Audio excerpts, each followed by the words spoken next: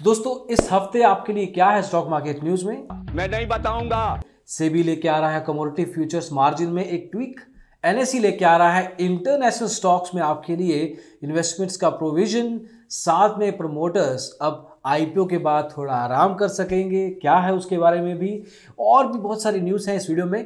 तो आइए दोस्तों शुरू करते हैं।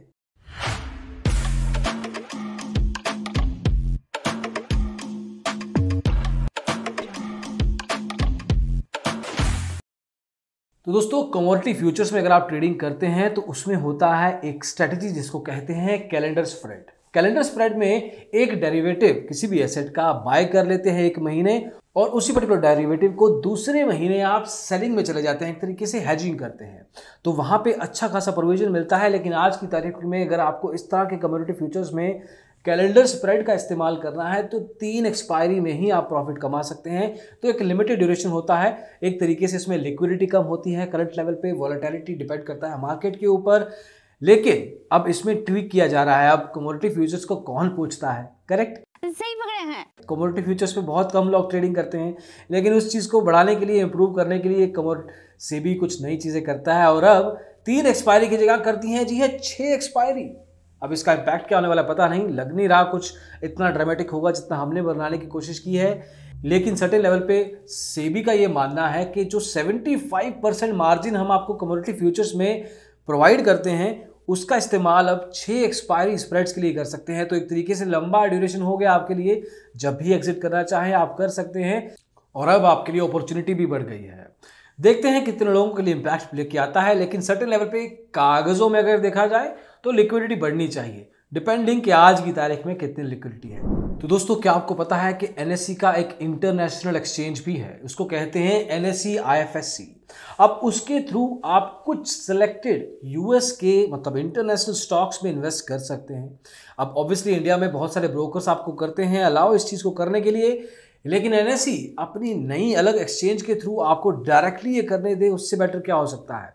आज की तारीख में $2.5 लाख आप एक फाइनेंशियल ईयर में इन्वेस्ट कर सकते हैं यूएस मार्केट में या इंटरनेशनल स्टॉक्स में अपने पोर्टफोलियो को एक तरीके से एनहांस करने के लिए। लेकिन एक तरीके से भारत में रेगुलेटेड तरीके से देखा जाए तो अभी तक नहीं था, मतलब सेबी की रेगुलेशंस के अंदर नहीं आता था, आईपीएफ मतलब इन्वेस्टर प्रोटेक्शन फंड के अंडर भी नहीं आता था।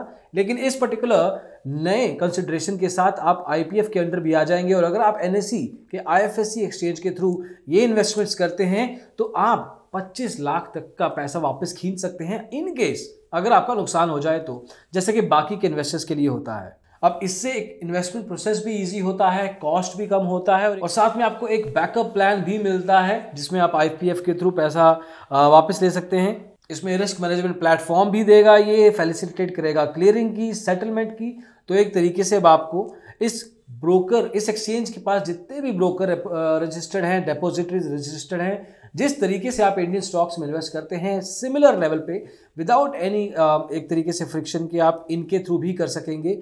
तो ऑनेस्टली एनएसई का जो ये इंटरनेशनल एक्सचेंज है इसको आज की तारीख में ज़्यादा लोग नहीं पूछते, गिफ्ट सिटी के रूप में इसको देखा जाता है, लेकिन अब जाके शायद कुछ वैल्यू पड़े।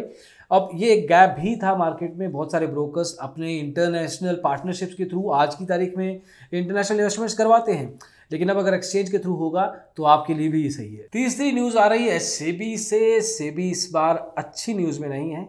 अगर हम बात करें तो फ्रैंकलिन टेम्पल्टन म्यूचुअल फंड का एक वीडियो किया था आपके लिए दोस्तों, जिसमें बताया था कि फ्रैंकलिन टेम्पल्टन और सेबी का कुछ इशू चल रहा है, अच्छा खासा खींचतान हुई थी और अब जाके इन्वेस्टर्स जो कि एक तरीके से फ्रैंकलिन टेम्पल्टन में पैसा लगाते रहे हैं, उन्होंने सेबी को ड्रैग किया है कि फ्रैंकलिन टेम्पल्टन को अलाउ किया गया जानबूझ के फ्री तरीके से कि आपको जो करना है, नैव अगर एक्सचेंज करना है, मतलब बढ़ाना है या कम करना है, कंपनी के म्यूचुअल फंड बंद होने के बाद भी अलाउ किया गया। अगर इसके बारे में और जानना है तो वीडियो भी आप जाके देख सकते हैं चैनल पे, कुछ हफ्ते या महीने हो चुके हैं इस वीडियो को आए हुए।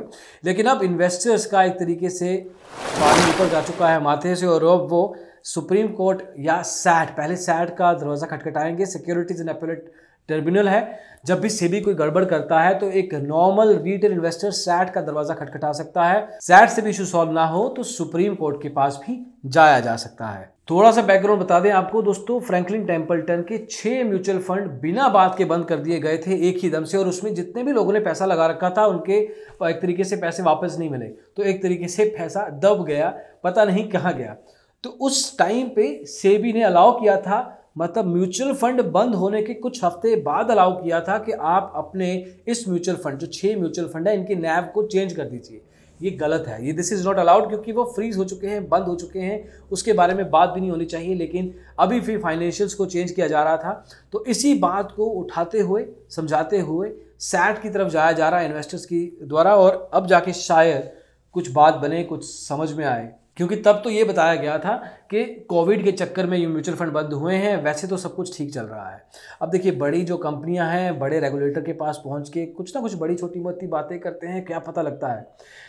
लेकिन जब इन्वेस्टर खुद जाएगा सैट के पास तो शायद कुछ निकल आए, और सेबी को भी एक सिग्नल जाएगा कि आप अपनी मर्जी हर बार पे अपने आप से नहीं कर सकते। और वहीं पे सेबी एक्रीडिटेड इन्वेस्टर्स को लेके आ रहा है। ये जो थी न्यूज़ मार्केट में, एक्रीडिटेड इन्वेस्टर्स वो होते हैं जिनको पहला टेस्ट दिया जाएगा। देखिए, जब घर में खाना बनता है, टेस्ट करना हो तो आपको चम्मच से एक बार टेस्ट करवाया जाता है और पूछा जाता है कि नमक सही है ना। अगर आप कह दें कि नमक सही है तो वो सबको बांट दी जाती है, नमक सही नहीं है या मसाला ठीक नहीं है तो दोबारा एक तरीके से चेक किया जाता है, ठीक किया जाता है। सेबी का एक्रेडिटेड इन्वेस्टर का कॉन्सेप्ट यही है।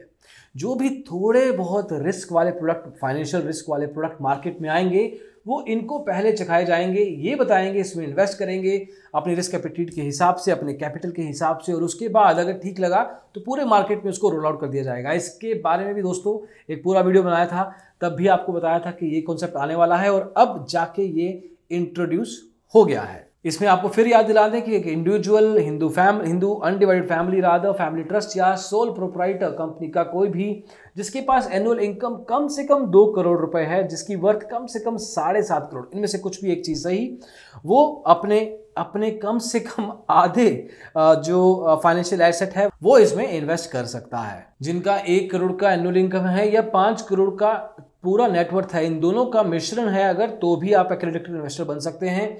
अब एक तरीके से जो भी अच्छे प्रोडक्ट हैं, मतलब रिस्क ज़्यादा रिटर्न ज़्यादा का कॉन्सेप्ट लेके चलें अगर, तो उस तरीके से सबसे पास पहले इनके पास जाएंगे और इनका अगर एक्सपीरियंस ठीक रहा तो मार्केट में रोल आउट कर दिया जाएगा। और फाइनली दोस्तों, आईपीओ जब कंपनी लॉन्च करती है तो उसमें जो प्रमोटर्स होते हैं, कम से कम जिनका 20% शेयर होता है, इक्विटी होती है, उनको 3 साल का लॉक इन देना पड़ता है। मतलब आईपीओ लॉन्च होने के बाद 3 साल तक वो लिक्विडेट नहीं कर सकते, कंपनी छोड़ के नहीं जा सकते। लेकिन स्टार्टअप्स आ रहे हैं आईपीओ लेके, ऐसी कंपनीज आ रही हैं जो कि एक तरीके से फैमिली बिजनेस की कॉन्सेप्ट खत्म हो रहे हैं, तो उस हिसाब से वीसीज इन्वॉल्व हैं, जो कंपनी के एक्चुअल मालिक हैं वो कंपनी को चला नहीं रहे। तो बहुत बड़ा डिफरेंस आ गया, जो कि नॉर्मल कन्वेंशनल बिजनेस को देखा जाए तो उससे अलग है। तो उस कारण जो 3 साल का एक तरीके से होल्डिंग पीरियड रखा गया था उसको 18 महीने, मतलब 1.5 साल कर दिया गया है। तो एक तरीके से अगर आप कंपनी के 6% होल्डर भी हैं, मतलब सीईओ हैं आप कंपनी के, लेकिन 94% इन्वेस्टर्स के पास पैसा है, तो आपको टेंशन लेने की ज़रूरत नहीं है। लेकिन अगर आपके पास कम से कम 20% है तो उस समय आप 18 महीने आपको इस कंपनी में फिर भी रहना पड़ेगा। ये पूरे इकोसिस्टम के लिए एक एक्चुअली अच्छी चीज़ है। समय के साथ चलने की कोशिश है सेबी के द्वारा, ताकि ऐसा ना लगे कि जो फैमिली ओन्ड बिजनेस होते थे जिसमें सारा का सारा इक्विटी कंपनी के ओनर के पास होता था, वो फ्रेश इशू के थ्रू या ओएफएस के थ्रू रादर कंपनी में कुछ शेयर होल्डिंग अपनी निकाल देता था, लिक्विडेट करता था और उसको फर्क नहीं पड़ता था over a period of time. लेकिन अब इस केस में सिंस बहुत सारे लोग जो कि कंपनी को एक्चुअली में चला भी नहीं रहे वो इन्वॉल्व हैं, तो उन सब के लिए एक वेलकम स्टेप है। वो अगर छोड़ना चाहें कंपनी में अपनी होल्डिंग तो अलाउ करना चाहिए, क्योंकि उन्होंने उस टाइम पे शायद पैसा लगाया था जब किसी ने उस कंपनी पे विश्वास नहीं किया था। तो दोस्तों, ये थे कुछ न्यूज़ इस हफ्ते के लिए। स्टॉक मार्केट की इंडस्ट्री से जो भी आ रहा है वो सीधा आपके पास पहुंच रहा है हमारे थ्रू। डिजिटल ब्लॉगर चैनल आपको अलग तरह की न्यूज़ स्टॉक मार्केट में जो भी होता है वो आप तक पहुंचाने की कोशिश हम करते हैं। अभी के लिए इतना ही। अगर आपको कोई फीडबैक, कमेंट है किसी की चीज़ के बारे में, कुछ स्पेसिफिक वीडियो चाहते हैं आप इन सब टॉपिक्स या किसी और टॉपिक के बारे में भी, तो ज़रूर बताइए कमेंट्स में। हम will try to come back with that particular topic and the video. अभी के लिए इतना ही दोस्तों, अगले वीडियो में जल्दी मिलेंगे। Thank you so much, take care, bye bye. Provision और साथ में आपको मिलेगा IPO। इनको आता ही नहीं है।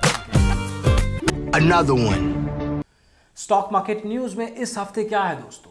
सेबी लेके आ रहा है आपके लिए रहा नहीं जाता, तड़प ही ऐसी है ना। तो आइए दोस्तों शुरू करते हैं। ओके। Oh my